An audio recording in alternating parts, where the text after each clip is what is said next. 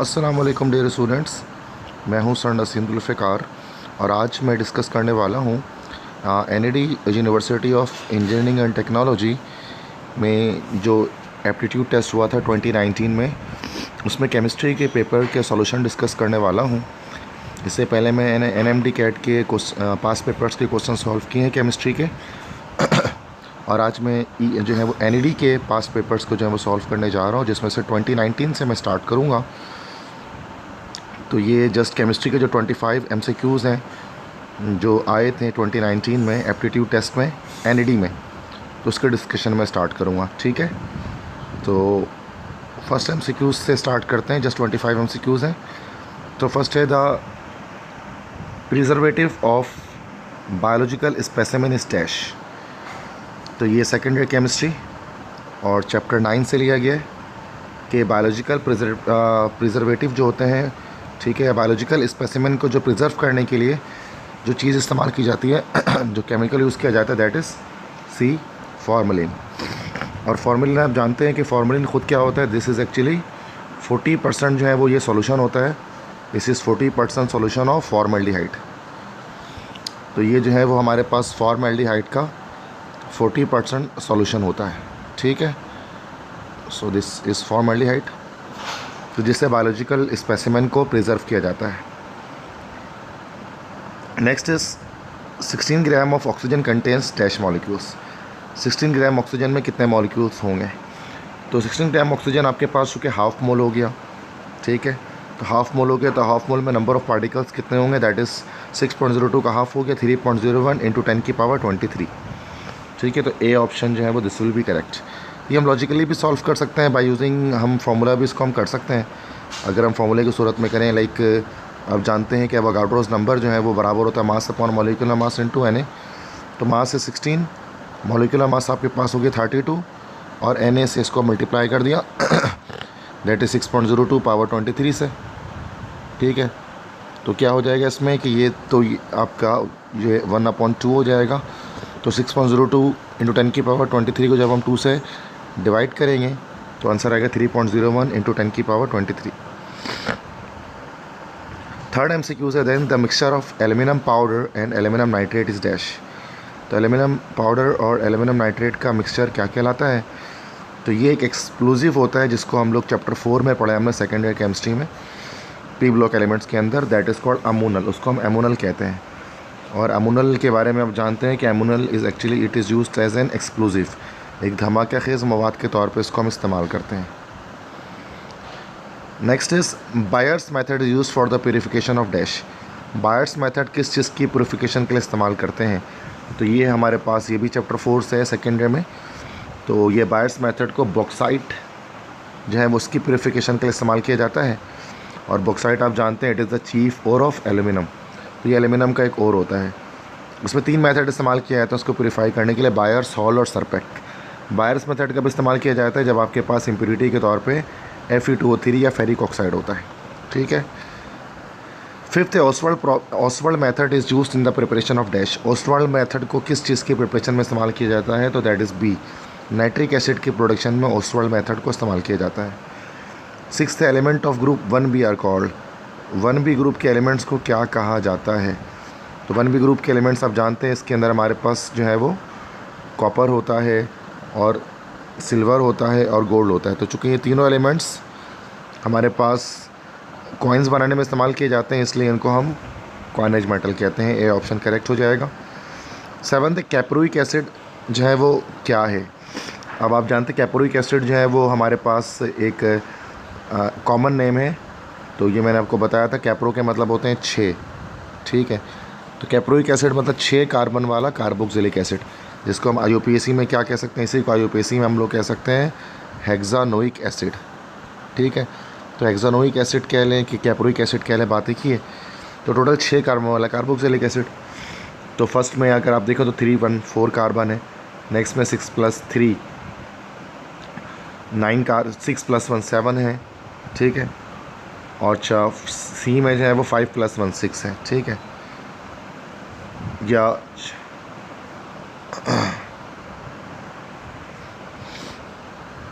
इसमें एक सेकंड, 3 और 1 4 एंड 5 6 1 और 7, 5 और 1 दैट इज़ 6 और 1 7, और 4 और 1 और 5 और 6, यस ठीक है। तो डी ऑप्शन यहाँ पर करेक्ट होगा, चूँकि यहाँ पर देख सकते हैं कि 4 यहाँ और 1 यहाँ और जो यहाँ पर CH3, ठीक है। तो ये 1 यहाँ पर हो गया, यहाँ पर 4 हो गया और यहाँ पर 1 हो गया, टोटल 6 कार्बन आइटम्स है। तो डी ऑप्शन करेक्ट है, कैप्रोइक एसिड या हेक्सानोइक एसिड। नेक्स्ट है 8th, ethylene reacts with sulphur monochloride to give dash. Ethylene का रिएक्शन जब सल्फर मोनोक्लोराइड से होता है तो क्या बनता है? इथीन का रिएक्शन सल्फर मोनोक्लोराइड से होता है तो फिर हमारे पास मस्टर्ड गैस बनती है, जिसको बीटा डैश डाइक्लोरोडाइथाइल सल्फाइड भी कहते हैं, जिसका फॉर्मूला आपने देखा होगा S, इसके बाद CH2, then CH2, then Cl होता है। इसी तरह से दूसरी तरफ सल्फ़र के भी CH2 और Cl होता है। तो this is the formula of mustard gas, जो कब बनती है कि जब हम इथीन का रिएक्शन कराते हैं सल्फ़र मोनोक्लोराइड के साथ H2Cl2 के साथ। 9th MCQ है Graham's law of diffusion refers to. Graham's law of diffusion हम किस लिए इस्तेमाल करते हैं? तो ये हम गैसेस के डिफ्यूजन के लिए इस्तेमाल करते हैं, ये ऑप्शन करेक्ट हो जाएगा। 10th है कि H2S is a good dash. H2S जो है वो एक अच्छा क्या है? Oxidising agent, reducing agent, dehydrating agent, none of this. तो ये एक अच्छा रिड्यूसिंग एजेंट है H2S, क्योंकि जब आप फॉर्मूले को H2S को देखेंगे तो सल्फ़र यहाँ पर -2 ऑक्सीडेशन स्टेट में एग्जिस्ट करता है, और जो नेगेटिव ऑक्सीडेशन स्टेट में एग्जिस्ट करते हैं जो एलिमेंट्स, वो हमेशा रिड्यूसिंग एजेंट होते हैं, चूँकि अपने आप को ऑक्सीडाइज करके सामने वाले को रिड्यूस करेंगे। 11 है 1B 2B through Hb group elements are, कि 1B 2B से लेकर 8B तक के जो ग्रुप के एलिमेंट्स उनको हम क्या कहते हैं? तो उनको हम लोग कहते हैं they are called transition element. उनको ट्रांजिशन एलिमेंट कहा जाता है 1B से लेकर 8B तक के एलिमेंट्स को। 12 है atomic mass is dash. Atomic mass क्या है? तो वैसे तो एटॉमिक मास इन चारों में से कोई भी नहीं है, क्योंकि एटॉमिक अगर ये कहा जाए कि नंबर ऑफ़ प्रोटॉन्स, इलेक्ट्रॉन और नंबर ऑफ़ प्रोटॉन अगर बी ऑप्शन, तो it is not atomic mass, this will be mass number. ये मास नंबर होता है। एटॉमिक मास तो क्या होता है कि जिसमें हम किसी भी एलिमेंट के मास को कार्बन 12 के मास से कंपेयर करते हैं, that will be atomic mass. तो आई थिंक कि देयर इज़ सम मिस्टेक। तो ये मास नंबर होता है इलेक्ट्रॉन्स प्लस प्रोटॉन, और एटॉमिक मास क्या होता है जब कार्बन के किसी भी, हम कह सकते हैं कि किसी भी एलिमेंट को कार्बन 12 के मास के साथ कंपेयर किया जाए तो वो मास कहलाता है एटॉमिक मास। 13 है glycogen is a dash. Glycogen क्या है? ये चैप्टर 10 का एक सेकेंडरी केमिस्ट्री ऑफ लाइफ से। तो ग्लाइकोजिन आप जानते हैं, इसको एनिमल स्टार्च भी कहा जाता है। ये ग्लाइकोजिन जो है वो हमारे पास एनिमल स्टार्च भी कहलाता है। तो ये लीवर के अंदर स्टोर होता है, और बहुत सारे ग्लूकोज के ये पॉलीमर होता है। Large number of glucose units glycogen में मौजूद होते हैं। तो और लीवर में जो है, अगर बॉडी को कभी फूड की नीड होती है, एक्स्ट्रा एनर्जी की नीड होती है फास्टिंग वगैरह में, तो ग्लाइकोजिन डिकम्पोज होकर हाइड्रोलाइज होकर ग्लूकोज बनता है और बॉडी को एनर्जी प्रोवाइड करता है। तो ये खुद क्या है? एक पॉलीसेकेराइड, एक पॉलीमर है। पॉलीसेकेराइड है, पॉलीमर ऑफ ग्लूकोज है। 14 all noble gases fulfil octet rule except. तमाम नोबल गैसेस ऑक्टेट रूल को फॉलो करते हैं सिवाय किसके? तो तमाम ही ऑक्टेट रूल फॉलो करता है सिवाय हीलियम के। हीलियम ऑक्टेट फॉलो नहीं करता, तो हीलियम क्या फॉलो करता है? हीलियम डुप्लेट रूल फॉलो करता है, क्योंकि हीलियम के लास्ट सेल में सिर्फ 2 ही इलेक्ट्रॉन आ सकते हैं। नेक्स्ट है force applied on a container and its volume decreases than its temperature dash. कहने कि जब वॉल्यूम डिक्रीज़ होगा तो टेम्परेचर क्या होगा? तो चार्ल्स लॉ के मुताबिक हम जानते हैं वॉल्यूम और टेम्परेचर डायरेक्टली प्रोपोर्शनल है, तो this is according to Charles law. तो अब उस सूरत में क्या होगा हमारे पास इसका करेक्ट ऑप्शन, कि जब हम वॉल्यूम को डिक्रीज़ करेंगे तो टेम्परेचर भी हमारा डिक्रीज़ होगा, क्योंकि दोनों डायरेक्टली प्रोपोर्शनल है अकॉर्डिंग टू चार्ल्स लॉ। 16 है citrus fruit is a source of vitamin dash. जो रसीले फल होते हैं वो किस विटामिन का सोर्स होते हैं? तो विटामिन सी का वो सोर्स होता है, और विटामिन सी आप जानते हैं, विटामिन सी को हम लोग एस्कॉर्बिक एसिड भी कहते हैं, तो वो एस्कॉर्बिक एसिड का सोर्स होता है। नेक्स्ट है 17th है functional group in oils and fat. Oil और फैट में फंक्शनल ग्रुप क्या होता है? तो दोनों में फंक्शनल ग्रुप हमारे पास जो है वो एस्टर होता है। दोनों में एस्टर होता है, लेकिन सिर्फ फ़र्क ये है कि ऑयल कैसा होता है? ऑयल अनसैचुरेटेड होता है, जबकि फ़ैट कैसा होता है? सैचुरेटेड होता है।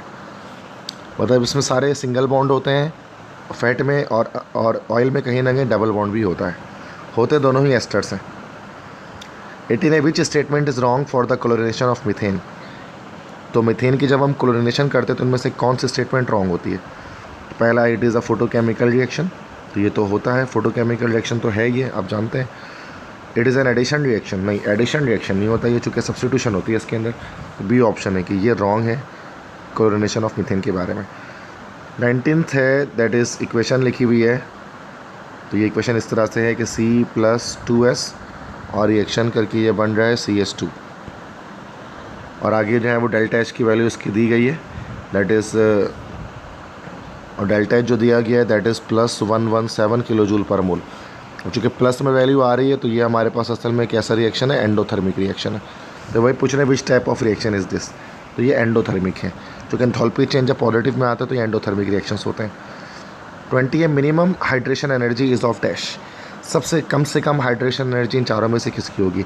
अब आपको पता है हाइड्रेशन एनर्जी जो है ना वो साइज़ पर डिपेंड करती है, ठीक है, जितना छोटा साइज़ होगा उतनी अच्छी हाइड्रेशन होगी। तो हम ये कह सकते हैं कि हाइड्रेशन एनर्जी जो है this is inversely proportional to atomic radius, simple. तो जिसका सबसे छोटा जो एटम आपके पास होगा वो उसमें देख लेंगे, तो उसकी जो सबसे बड़ा एटम देख लेंगे, चूँकि मिनिमम हाइड्रेशन एनर्जी हमें बतानी है। तो देखें, लिथियम, पोटेशियम, सीजियम, रुबिडियम, सबसे बड़ा इसमें क्या हो गया, सीजियम पॉजिटिव, तो उसकी सबसे कम हाइड्रेशन एनर्जी होगी। क्योंकि सीजियम आपको पता है कि सीजियम जो है वो आपके पास ग्रुप 6 पीरियड 6 का है, 6 शेल होंगे। रुबिडियम 5th पीरियड का है, पोटेशियम 4th पीरियड का है, लिथियम 2nd पीरियड का है। तो सबसे बड़ा आइटम जो होगा वो सीजियम पॉजिटिव आयन का होगा, ये आयन सबसे बड़े होंगे, तो सबसे कम हाइड्रेशन एनर्जी इनकी होगी, क्योंकि बड़े आयंस को सराउंड करना मुश्किल होता है। 21 है, Kipp's apparatus used in the preparation of, ये second year chemistry chapter 4 P block elements में H2S के टॉपिक में पढ़ा था कि H2S को बनाने के लिए हम किप्स अपरेटस को इस्तेमाल करते हैं, ठीक है, H2S के प्रिपरेशन के लिए, हाइड्रोजन सल्फाइड को बनाने के लिए। 22 है, pure chemical compounds always contain same elements combined in same ratio of weight called, ये क्लास 9 से लिया गया है कि केमिकल कंपाउंड्स में हमेशा सेम एलिमेंट सेम रेशियो में कंबाइन होते हैं। इसको क्या कहा जाता है, इसको लॉ ऑफ डेफिनेट प्रोपोर्शन कहते हैं। इसको लॉ ऑफ डेफिनेट प्रोपोर्शन भी कह सकते हैं, इसको लॉ ऑफ कांस्टेंट कंपोजिशन भी कह सकते हैं, ठीक है, ये लॉ ऑफ फिक्स्ड प्रोपोर्शन भी इसको हम कह सकते हैं। और ये जो लॉ होता है लॉ ऑफ डेफिनेट प्रोपोर्शन जो है वो लुइस प्राउस्ट नाम के एक साइंटिस्ट हैं, उन्होंने इसको पेश किया था। नेक्स्ट है 23, the power of an atom to attract the shared pair of electron is called, इसको क्या कहते हैं, ये पावर एटम की जिससे वो शेयर्ड पेयर को अपनी तरफ खींचता है, दैट इज कॉल्ड इलेक्ट्रोनेगेटिविटी कहा जाता है इसको। 24, if hydrogen of a benzene is replaced by electropositive ion then the reaction is called dash, कि बेंजीन में मौजूद, अगर कह जाते हैं कि बेंजीन में मौजूद कोई एक हाइड्रोजन हो, उस हाइड्रोजन को हम यहाँ से निकाल दें और उसकी जगह पर कोई पॉजिटिव चार्ज आकर यहाँ अटैच हो जाए, ये हाइड्रोजन निकल जाए, तो इसको हम लोग क्या कहते हैं, ये रिएक्शन क्या कहलाता है, this is electrophilic substitution reaction, B option है। 25 है, brine is an aqueous solution of dash, brine aqueous solution saturated solution किसका होता है, NaCl, तो नमक और पानी का जो महलूल होता है दैट इज़ कॉल्ड ब्राइन, ठीक है। तो बच्चों सो ये हमने जो है वो 25 MCQs डिस्कस किए यहाँ पर, ये इस NED के पास्ट पेपर्स के, ठीक है, जो NED में 2019 में पेपर आया था। तो NMD कैट के हवाले से ECAT के जो NED के जो टेस्ट पेपर्स होते हैं दे आर क्वाइट ईजियर। तो भी आपने देखा होगा कि अगर आपने इंटरमीडिएट के लेक्चर्स को ठीक तरह से पढ़ा है तो it will be not very much difficult for you to attempt all this MCQs correctly. So अगर आपको फिर भी कोई इशू इसमें लगता है, कुछ क्वेश्चंस आप मुझसे आस्क करना चाहते हैं तो आप सवाल मुझसे पूछ सकते हैं कमेंट सेक्शन में। अगर ये मेरे लेक्चर आपको पसंद आया है तो वीडियो को लाइक करें, चैनल को सब्सक्राइब करें, बेल आइकन को प्रेस करें और अपने फ्रेंड्स के साथ, कोचिंग और कॉलेज फ्रेंड्स के साथ ज़्यादा से ज़्यादा मेरे लेक्चर को शेयर करें ताकि मैं फ़र्दर और इस तरह के लेक्चर्स लेकर आपके सामने हाजिर होता रहूँ। तो इजाज़त दीजिए अपने टीचर्स और नसीम जुल्फ़िकार को, इंशाल्लाह दोबारा मुलाकात होगी नए लेक्चर के साथ। तब तक के लिए आप सब अपना बहुत बहुत ख्याल रखें। अल्लाह हाफ़िज़।